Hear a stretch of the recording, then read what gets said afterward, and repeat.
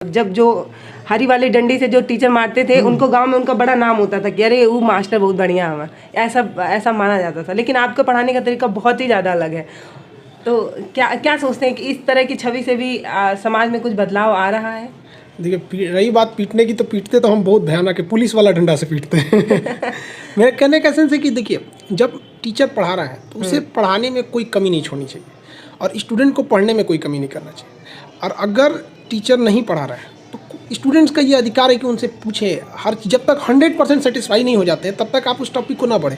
हमारा खुद का मानना होता है कि अगर कोई टीचर किसी टॉपिक को पढ़ा दिया, उसके बाद भी अगर स्टूडेंट को डाउट है, तो इसमें हम 10% दोषी मानते हैं स्टूडेंट को, 90% मानते हैं टीचर को। तो भाई आप कैसे बताएं कि उसको डाउट रह गया।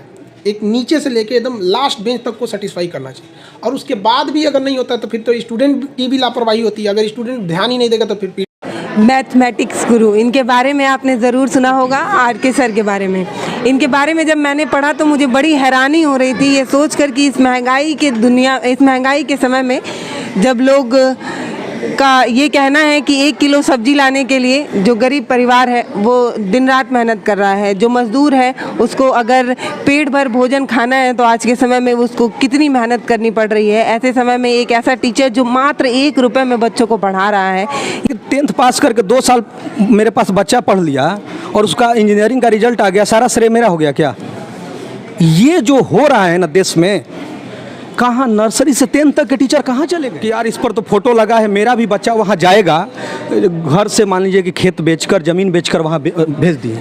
क्या उस अखबार के पृष्ठ पर लिखा है क्या कि मेरे कोचिंग में 50,000 बच्चे थे लेकिन हमारी कोचिंग ने सिर्फ 100 रिजल्ट दिया है और मेरा फीस 7 लाख है या 2 लाख है, लेकिन मैंने सिर्फ 100 रिजल्ट ही दे पाया, इसलिए मैं पूरी देशवासियों से माफ़ी मांगता हूँ, ऐसा लिखा रहता है। एक चीज़ जब आपके बारे में पढ़ा जाता है तो ये आता है कि कबाड़ से पढ़ाने का तरीका जो है वो आपका बड़ा फेमस है। वो इनकी एक वीडियो देख रही थी तो मैंने सोचा कि अगर समय रहते आप मुझे मिले होते तो शायद मेरा भी मैथ अच्छा रहता है। आज मैथ के बारे में पढ़ रहे थे तो ये सुन के बहुत आश्चर्य लग रहा था कि 12 घंटे तक लगातार। जी, लगातार कैसे संभव है, ये सोच के हैरानी है।